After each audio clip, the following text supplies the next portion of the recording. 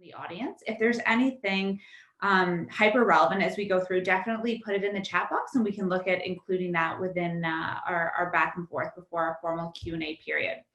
So before we officially kick off, Lisa, I'm going to pass it off to you to do a quick intro, and I know you had a poll for the audience as well.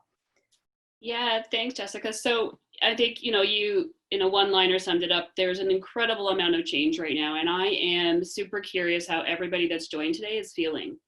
So if you could pick one word to describe how you're feeling, you throw that in the chat box. Sorry, Jenna, not the poll right now. If you could throw that in the chat box, what's that one word that describes how you're feeling right in this moment?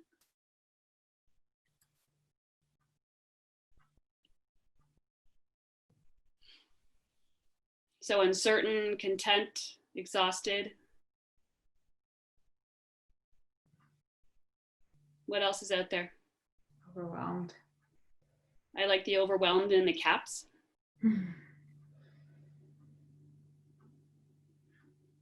Uncertain, tired.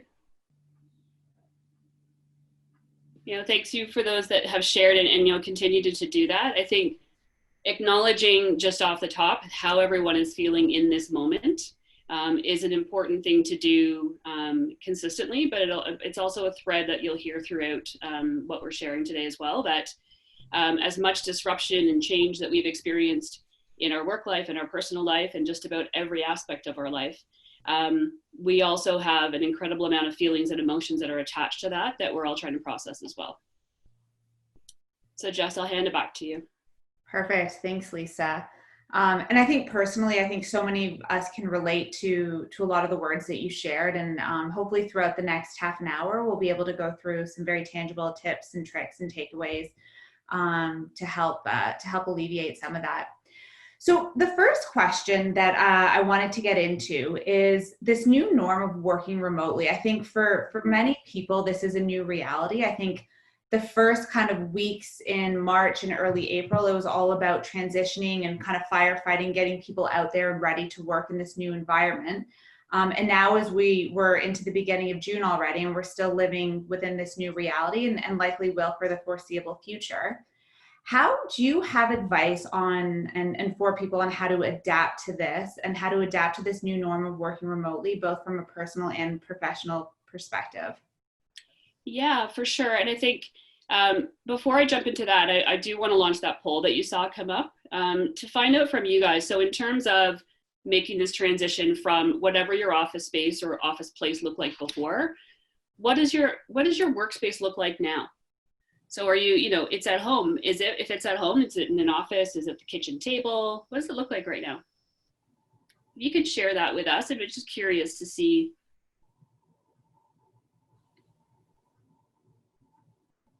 I like the kitchen table. No couches yet. That's good. Oh, yet being the operative word there. So I think, these responses actually are slightly heavier on the have a new office than some of the other groups that I've asked this question of, in that, there's recognition that I have my own office, but a lot of people are sharing that space with a spouse or sharing it with their kids. They've got their kids' desk kind of sitting right here. And I think in some instances, when we started this transition, the idea of, oh yeah, kind of like a checkbox. I have a desk, I have a place I can do this work. I've done this work from home thing before, was what a lot of people kind of took into place is, oh, I'm going to be good. I can just check that off. I've got a desk to sit at. And, the first piece of advice that, that I want to really share with this group is that you may have worked from home before, but not worked remotely as in that is your everyday, and not in that this is the place that you do all of your life now. Everything about your life happens in these same lovely four walls. And, when that happens, it's very easy to forget yourself. So from a self-compassion perspective, why is it that we tend to think as leaders that we should know how to do this, that we should have the answers to this? The last time that we worked from home, probably before COVID, our kids, if we had them, were at school or at daycare. Our partners were probably at their workspace, but we were also probably, if we were working at home, we were working at home for a couple of days. or knowing that we could go back to see our team tomorrow, knowing that if we needed some great big white space to whiteboard, we could have that, and we could have other humans to help us out with that. And, acknowledging that the work from home now, although we talk about it in the same label, it's very different in what we're all experiencing.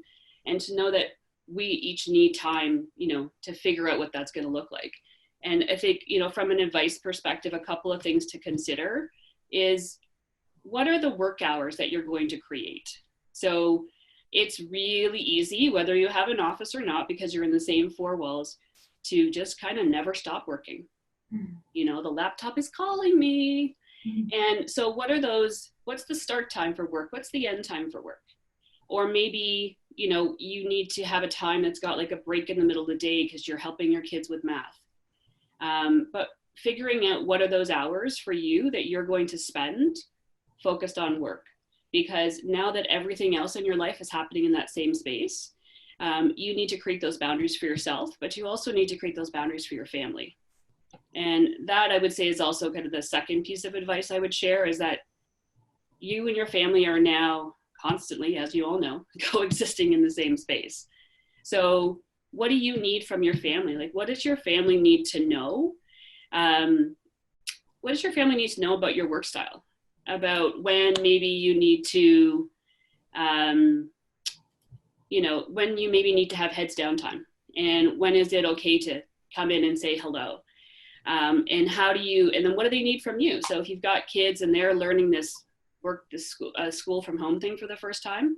So I know in my house, I've got a 12-year-old, and to say it was rocky when we started the homeschooling is an understatement. But we had those conversations. We had what does he need from me as mom and his substitute teacher is what we call it. And what does he need to know about how I work? And we actually got together and created this sign that goes, at the bottom of my door. His choice, he was going to make something else, but he chose that. And it's just something that goes at the bottom of my door, and when I can't be disturbed. And he knows that, he sees that. And it's helping him kind of self-regulate, but it's also helping him know this is the hour where the door is closed.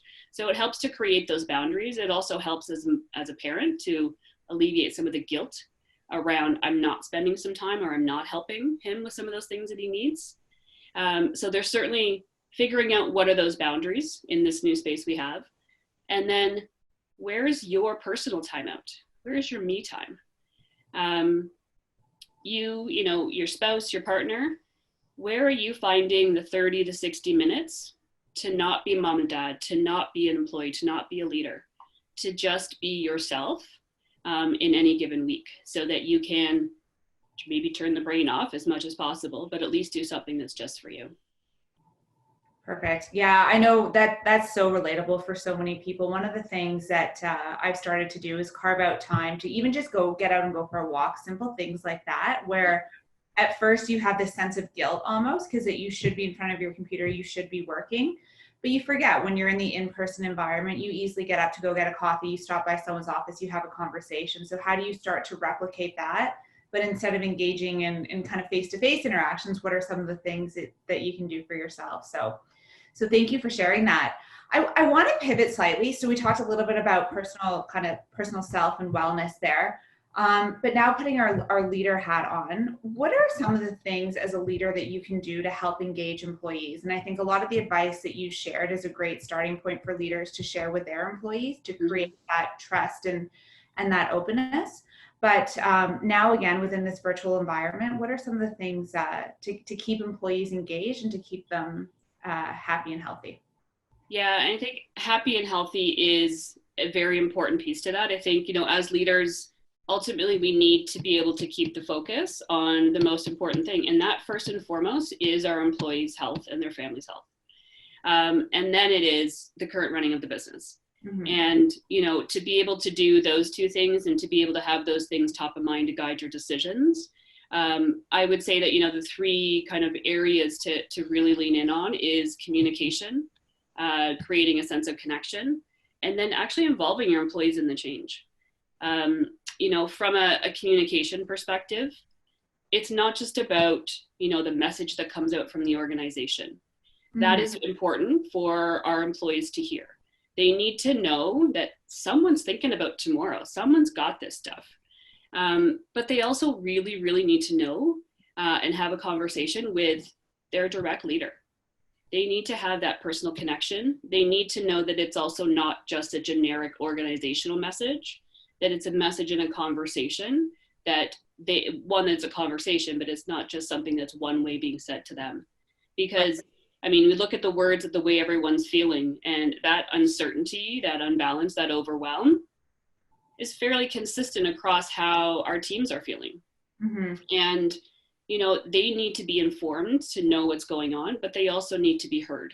So thinking about your communication from both of those aspects, they need to be able to be heard in terms of not just here's what's going on with work, but we didn't really think about it always this way before, but we really do need to think about our employees as the whole person. It's not just Lisa showing up to do work during work hours. I'm me all the time. So understanding what it is that I need to be able to feel like that you're hearing as my leader, what's going on in my life, to know why maybe something's not working or something is. You know, secondly, creating that connection. For me, there's two pieces to that. It's the one-on-one connection for sure. You know, I think being okay with just saying, how are you doing, and getting a fine or a good in a larger team meeting. We need to get closer and understand and create those connections with our team to understand how are they truly doing from a health perspective, mental, physically, work, the challenges, what happened this morning that changed everything from yesterday. And creating that trust to be able to have those conversations, but to acknowledge that it's not just about the fact that we picked up their workspace and put it in their house. It's everything else that comes with every aspect of our life that's changing. And I think, you know, from a connection perspective, it's also about the team. Because as you said, like before, you know, we would just get up and have a coffee. We would just walk by someone's office and say hello. As a leader, how do you create that space to connect as a team? And not necessarily in terms of getting very specific work done, but how do you create a connection that might be more social, that might be committing to, you know, an afternoon coffee, or perhaps putting whatever your platform is, putting the Zoom on for an hour in the afternoon, where it's not for a meeting. It's just to have it open so that you can see each other. You're all working perhaps independently, or maybe you're working together, but you're creating a space where in order for me to talk to Simon or to Margaret, I don't have to send them a note. They're all just kind of there. And we can agree if the cameras are on or they're off, whatever works for the team, but being intentional about creating that. You know, and then lastly, I would say involving our teams, our employees in the change. I mean, there is so much happening to them right now. And they're also all experiencing the change in a very different way. I know everyone that's on this call today, even if on paper we kind of look like we have the same attributes, we would all tell you that we have a different change story. And so if perhaps the change you're talking about is how do we get people back to work and get them into their offices, everybody has a perspective of what's been working and what hasn't. So creating that involvement for them and that opportunity to feel like they're part of this, as opposed to it's something else that's happening to them. Yeah. No, I couldn't agree more. I think one of the biggest lessons I've realized in all this is everyone has a story of what they're going through. Everyone's story is likely very different, but it doesn't mean one person is necessarily better off than the other. And being able as a leader to spend the time, understand and connect. And I know for some, it's not possible to do that with your entire team, but building that appreciation for the change that everyone's going through. And like you said, the capacity to be able to deal with it. I think you throw in kids and that causes challenges for some individuals, but then on the flip side, people that are living alone right now, that's a whole different challenge that we may or may not be able to relate to. But understanding that we are all going through this, it's uncomfortable. But like you said, keeping that communication open and giving outlets too, to be able to socialize. It's not in a kind of formal work capacity. I know we've doing even small things like social hour between 4 to 5 or 3 to 4 on a Friday, and everyone brings a cocktail and you sit, you talk, and it's completely non-work related. You imagine as though you're on a patio. Maybe some of us are while we do that, but I find virtual backgrounds to make it look like we are on a beach maybe. but that's where you really start to create that bond, and it really feeds into the communication aspect of it as well. And The only other point that I think that I just wanted to hit on that you touched on that I think is super important is, again, from a leadership perspective, is being able to demonstrate what you're advocating for. And so I think leaders have a tendency to tell their teams to take the time to set boundaries, to do all these great things. But if you're the one sending emails at 10 p.m. at night and 4 a.m. in the morning, it being mindful of that and showing that you truly are also living that as well, because I think that also it starts to feed into your personal well-being and happiness, which we spoke to earlier. So that was great. So thank you. So on to the third question, and I think this kind of built off a lot of what you were saying, is that team values and culture have always been very important, just not within the team level, but the organizational level as well. And we're starting to see that shift for so many companies. I mean, you look at some of the big tech firms like Twitter and Facebook, where now they're going full remote from home indefinitely. How do you think, what are some ways that we can help adjust our teams to this, knowing that there's going to be kind of a short-term and a longer-term view on this? But how do values and cultures play into all of this? Yeah, so I think right off the top is that for some leaders, there's a sense that, technology will fix that, right? I just need to bring in a certain kind of technology. And there is an element of technology assisting in changing or maintaining our productivity, yes. But really, if we think about the examples that we've kind of both shared about how we interacted with our teams beforehand, and not just in the social aspect, but how did we work together on a project? How did we interact with each other during a meeting? How did we get someone's attention if they were at their desk with their headset on? Yeah. All of those are our team norms. Those are the ways that we work together. And not often before COVID, have we ever had an intentional conversation about team norms. Mm-hmm. They have just really evolved over time. Sometimes maybe there was a conflict and then you had a conversation to figure out what works best, or you realize, hey, this isn't happening, so we need to be intentional. But now that we have really completely disrupted everything about that dynamic that was there before. Yes, the fact that we're not in person is the biggest obvious thing, but it has changed behaviors, it's changed habits, or it's created the need for new ones. So as a leader, being very intentional about revisiting what are the team norms or the ways that which we're going to work with each other in this new environment. And so agreeing on the ways that we're going to interact in a meeting. If we're going to, sometimes, yes, it can be the conversation about cameras and no cameras, but it's also how will we interrupt each other? How will we use the hand functionality, or will we actually just start to talk over each other, because it's a lot easier than in a room. I can't see the cues to know someone else is talking. Right. If before we had a centralized spot within our work area where we kept common things, or we know we could always get the supply, or we could always get that brainstorming space if we just need to jump up and do that. How are we now going to do those things in this space? Mm-hmm. And it's not just to say, oh, well, we'll use Zoom.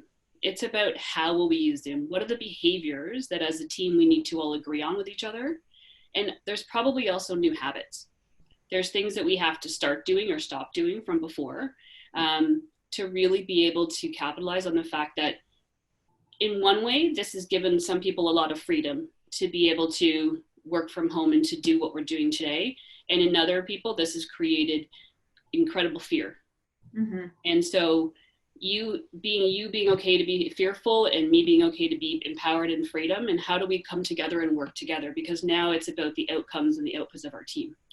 Right. And so a lot of that conversation needs to be intentional, but it also needs to be with all voices being heard within the team, and understanding how are you going to be with each other and not just what you do together. Mm-hmm. One of the comments / questions that we got that I wanted to just bring up right now is particularly for leaders. So one of the challenges is that often teams look to leaders to also not just share out the positives, but to unlock all the uncertainties as well. And so I guess Lisa, any thoughts on when we talk about change? Obviously a big part of it for so many organizations were salary cuts, job losses, all the negative aspects of change that so many people have gone through, are going through, will go through. But in terms of being able to communicate that to your employees, but then also as you go through and do that, it changes the dynamic and the comfort level of the people that do stay around. Any thoughts on that and best practices for how to effectively manage that? Yeah, for sure. I think there's a couple of things there. So, I mean, it's really important that you know your team in terms of, where they are individually in their change journeys and their life journeys, and to know what they're interested in. But really, at the end of the day, all of our teams need is for us to be honest and open. And what I mean by that is we don't have all the answers. So when you get a question like, is there going to be job cuts? We don't definitively know that. So don't say something like there definitely won't be, Right. because you're not comfortable saying, yes, there is. The reality is that the world is changing so fast. It's not even a matter of what's happening month over month or week over week. There's generally things that are changing now day to day. Once perhaps, a decision is made to reopen a certain part of the world, how that happens then impacts a whole other series of individuals and how they work. So for someone to be able to say as a leader, I don't know, and to be honest and transparent about that, it's very uncomfortable for leaders to say, I don't know. And they want to say something, but being genuine and transparent that you don't know the answers and you don't know what that's going to be. But also being direct where, if things like cuts have already started to happen in your organization, it's understanding why did those happen, and being, as a leader, reinforcing, as an organization, we needed to make those cuts because this is now where we're trying to drive towards. This is the new focus and the new goal. It sucks that those people aren't here anymore, but we needed to do that to maintain the strength and the core of the organization moving forward. So being able to be as honest as you can be with that team needs to be a comfort level for our leaders to get to and to be able to share that. Perfect. Yeah, I know. Also, sorry, Jess, also, because when you don't, your employees will create their own stories. Yeah. Right. And they will probably come up with something that is much worse and also completely in left field than what's actually happening. Absolutely. I think even it's interesting to see the approaches different, more kind of public organizations took on this. And I think being able to, it really did start from top down. Like you looked at all major CEOs of big corporations and they all took a salary cut. I think most leaders were in that boat, and what ended up trickling down was salary cuts for people below, or unfortunately job losses for others, but helping people understand the story and rationale. I mean, there's an element of how much do you share and what's the right level. But I think to your point, being as transparent as you can without getting into the weeds of it. But one positive that I really saw in all of this in our clients and in other kind of more public facing organizations is we are all in this together. Not one of us is going to be necessarily better off. Like we're all taking a hit in order for the greater good of the team, and reinforcing that message. And because the last thing you want is people to feel like every day they're just waiting for their turn to hit either a chopping block or a salary cut. But I think that's just the harsh reality of what's happening. And it's, like you said, is how do you start to manage that? And that's through dialogue, through conversation. The big one for me around communication was the consistency of it as well. It's great to be open and transparent, but if you do it only once a month and your team is craving for more information, then you need to give it to them. And I think kind of part of the culture piece that you were talking about as well is for every team and company, it's going to be slightly different. But I think the idea of, we've always kind of operated on the over communicate because people can't seem to get enough information, especially with so much uncertainty. But I guess the question for you is, would you agree with that? Is that more is better than less in these times, especially when there is so much uncertainty? Yeah, more is always best when it comes to change. Now more than ever, because there's just so much and it's so intense in every aspect of our lives. Yeah. If this was just a change that we're talking about in terms of like a transformation in an organization and the rest of the world was stable around us, even in that case, it takes an employee hearing a message about 7 times for them to start to understand it. It doesn't mean that they've been able to take it and action it, but that they understand it, because maybe they weren't listening, they weren't paying attention because they didn't think it mattered to me. No one said, hey, at least come look at this. They didn't have the mental space or other space to be able to take this on and process this and realize this meant something to me. Right. Or it didn't get answered in the way that they were thinking about the question, so they don't think the question's been answered. Right. And so, all of those are they're on steroids times 100 right now. That it's not just about this job I have, it's about all the things that are happening in my life. So more communication at the organizational level. That is, some organizations have gone daily, some were daily in the beginning and shifted to weekly. But it's not just that there's an email blast from that organization. you're having a conversation with your leader. Yeah. Because I can read that. And that very finely crafted corporate communication tells me some things, but it usually tells me the things at an organizational level. It doesn't help me understand, what does this mean to me? Yeah. And that's the conversation that I need. And again, not just my leader sending me another email, but it's the conversation I need to have. Yeah, perfect. So we are approaching the 1:30 mark. We have one last question that I have for you, Lisa, and then we'll jump to audience questions after that. But just to conclude, so I think we can all agree it's a very fluid future that we face. There, like we said, that a lot of uncertainty. And so in terms of change management and adaptation best principles, is there anything that you can share outside of some of what we had already discussed to help people, like I said, not only adapt, but be productive and succeed as well? Yeah, so some of the things we've certainly covered off, but there's a couple that I want to add on to that. And one of them is, it's partly a reinforcement, but it's the concept that what our teams need from us as leaders is to be present, not perfect. So as leaders, we tend to think we need to have all the answers. We need to know this, we need to know that. But first and foremost, as leaders, we're experiencing this change too. So giving ourselves the space to process and understand what this means for us gives us the ability to have empathy, gives us the ability to be able to create connections with our employees to understand what the changes that they're experiencing. But ultimately to know that it's probably not anywhere near the same story that I'm telling myself about my employee, and it's also not the same story that I'm actually experiencing. And the other piece is to be intentional about understanding where your team or where your company is at today. So, in January, you probably had a series of goals for 2020. You probably pretty clearly understood where your strengths were, the things that you wanted to build on or lean into in 2020. But just 5 months later, are those strengths still there? Are there new things that have come out that you understand to be challenges or opportunities to pivot that you need to stop? And we've been in such a reactionary mode for 3 months. Yeah. That to continue in this reactionary mode, first of all, most people only have so much capacity for that. Yeah. But from a business lens, we need to be able to be in a phase of almost a recovery phase, to stop thinking about just reacting, to be able to take the pause, to say, it's not just whether we're changing our goals, but the things that were strengths for us might have been strengths for us because of the way we worked before. And now the way that we're working, those aren't strengths for us anymore. So what do we either need to pivot because we need that strength, or what else are we going to do about that? So it's the shift from reaction to recover before you start to go, I need to know everything about the future.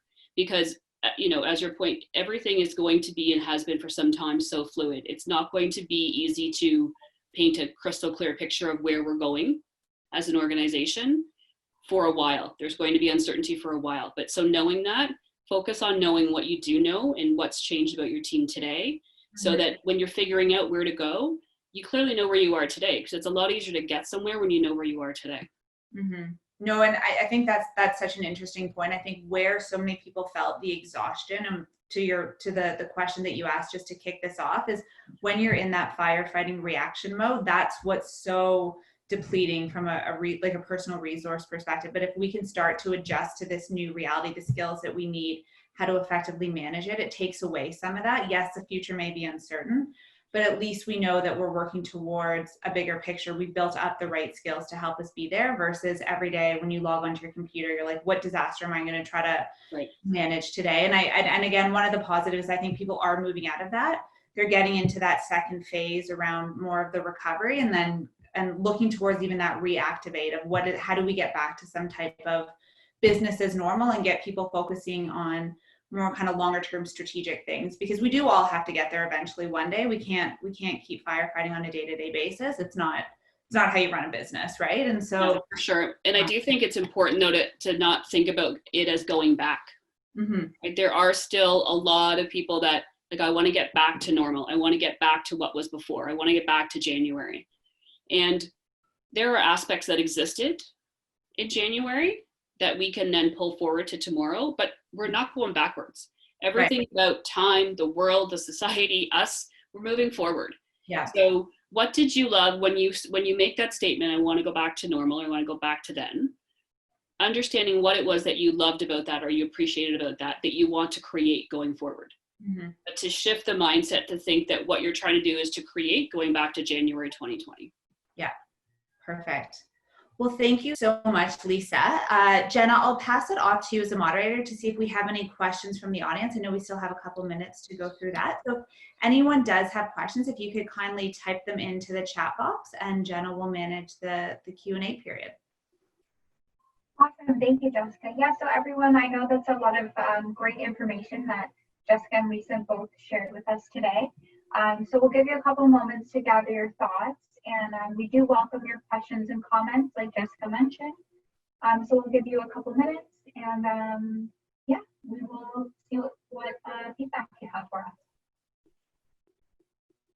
Lisa, as people are typing, one question for you I wanted to ask. What have you found to be the hardest part of all of this personally? So as someone who's an expert in change management, what is the one thing you would say was the most difficult for you?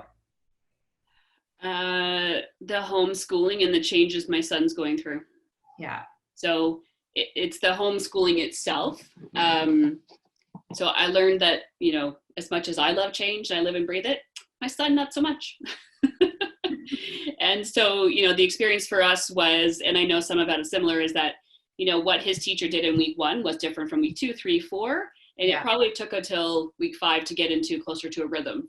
Right. And so he's always had friends right beside him, things that distract him. And so helping him in some ways grow up pretty fast in those moments of independence, that were a lot more impactful to the whole family than I thought.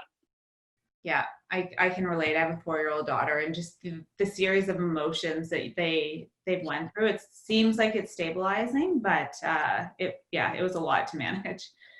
So it looks like we have one question here. So to follow up on Jessica's question on the opposite side, what is a positive that has come out of this situation for you? Oh, that's a good one. So Lisa, what's a big positive that has come out for you? Well,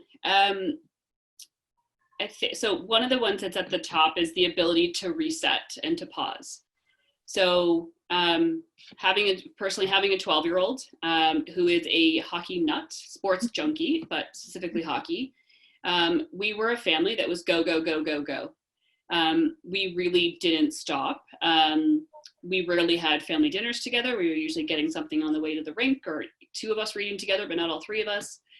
And so the ability to slow that pace down, and I think it was in the beginning to slow it down. I think we're starting to fill it with other things now, but I'm able to fill it with the things that I want to fill it with. But movie night, I don't know before this started, the last time that we sat down and had a movie night were the 3 of us, where there wasn't something sports related or we weren't outside doing something. So whether it was movie night or it was family dinners or it was just having a game night, where my son got to pick the game, make the rules, and we weren't on any time constraint. We weren't trying to cram the fun into a certain time frame. It was whatever it was. Yeah. To have that freedom. Yeah, no, I couldn't agree more. I think one of the big positives I've seen, like you said, is this: let's slow down and appreciate the things that we may not have otherwise appreciated, like going for a walk. I know it sounds so silly, but for so many months, that was the one activity that I look forward to, was at whatever time I was going to go outside, and that was my time to go do that, and to be able to do that guilt-free. So we do have one other question. So building off of the comment from moving from reactionary to recovery, the company that this individual works for is asking that they all return to the office, and I'm getting a lot of pushback since the province has extended the stay-at-home order. Any advice on how to navigate this?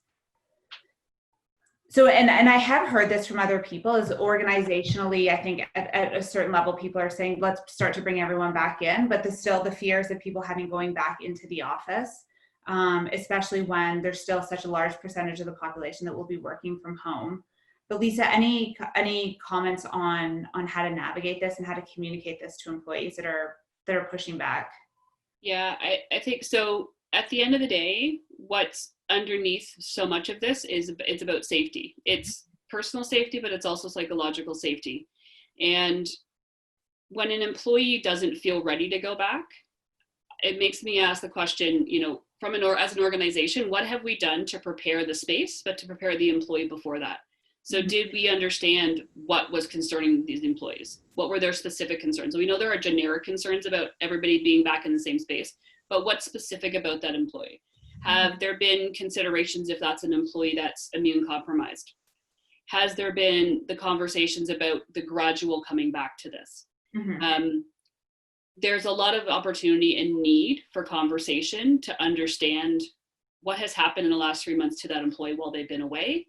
But also then we all want to get back to this place where we're working in the same space, and maybe we're all getting back to it in different ways, but ultimately by September, we're all back to something that looked a little bit like our new norm that's familiar. Right. And so being able to understand what's going on and being able to also align that to what's the expectation, like is an employer forcing, there's a legal side to this too, where is their employer actually forcing people back to work when they shouldn't be? Because there are, of course, also organizations, there are a couple that the people never stop going to the offices. And so that's also a very different extreme case on the other side. So it's the balance of the legal piece, but understanding that if you don't create that safety, it's not just about their first few days back in the office, it's about the long-term experience that they're going to have as an employee in your organization.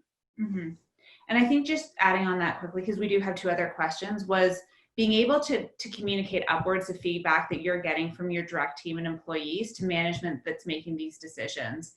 Because I find if there is a disconnect between the reality of what people are feeling and saying and versus what we think everyone wants, but making sure that their voices are heard. And like you said, if that does have to be the case, what are all the things that we're doing in place, and making sure each individual employee gets to that level of safety that is required for them. So the next question that was asked was, as you've mentioned, taking the time to understand and acknowledge individual employee emotions will directly impact productivity. Do you have any suggestions when it comes to overcoming resistance in leaders who are dealing with delivery pressure and feel like they don't have time for these types of conversations? Anybody ever experienced that? Hands up. Yeah, this is certain. So when you say leaders, is this like that you're in a place where your leader feels this way? Is the assumption that I'm perhaps going to make? I don't know who that was. Is that Anita? Simon. Oh, it was Simon. Okay. So in an organization, you touched on it a bit earlier, this idea that as leaders, our say and our do have to align. So to say that we care, to say that we want you to be safe, to say that your whole self should come to work, and then to act in a way that's completely opposite to that. For me, it's been about being able to have the courage to call that out to my leader. And it takes a lot of courage. It's not, depending on your relationship, it's not an easy step, but in some cases, leaders aren't aware that that's what's happening. So you say you want to create this kind of culture, you want to have this kind of workplace that I show up to, but the words that are coming out or the decisions you're making are creating a very different environment in a different space. And for some, it's about awareness that they don't even understand that there's that connection. So what's important about telling your story about the impact of that to your leader, so that it's not about, you representing the whole, but for yourself, having that conversation with your leader. Perfect. Thank you. And this isn't a question, just a comment. This was Anita was just saying the commentary around leaders need to be present, not perfect, really kind of hit home with Anita, and I'm sure for many others as well, is that none of us have navigated this before. And it's okay to not know, and it's okay to be uncertain about what to do. But I think Lisa, as you were saying, is helping kind of working through this with your team, as opposed to working behind the scenes and just sharing out what you know, but taking them on this journey with you is so important. And through that journey, perfection is not one of the traits that I think anyone is looking for. I think it's about humility and authenticity and being able to connect with people versus being able to portray this idea of perfection. Yeah, and I think the other piece to there is it's just thinking that, depending on how long you've been in the workforce, 20 years ago until today, there's a very different type of leadership style that was there that is evolving and needs to continue to take some pretty big leaps and bounds for how we're showing up and for the space that we need to be in, like being adaptable and being able to understand and grow and to let people fail and to be comfortable with failure as a leader, to be comfortable with for me, it's the ooey gooey goodness of the gray, but for a lot of people, they need the black and white structure. And being okay in that gray, that, you know, you can take your box and you can at least start to make those lines a little wiggly on the side there, because in a world that's so fluid, to be able to put a box into that fluidity, you're not going to move anywhere as a leader. Yeah, perfect. Well, we are hitting the 1:45 mark. So I just want to say a huge thank you for everyone for joining us today. And especially Lisa, thank you so much for sharing your insights. My pleasure. We really appreciate you, everyone logging in. Jenna will be sending out a follow-up email post-session, and we do have a poll. So if everyone could take just a few moments to complete the poll. And post-session as well, we'll be sending out a tip sheet with some of the key highlights from today. So thank you again for joining. Thank you, Lisa. And hopefully you can all join some of our other upcoming Spotlight interviews series as well.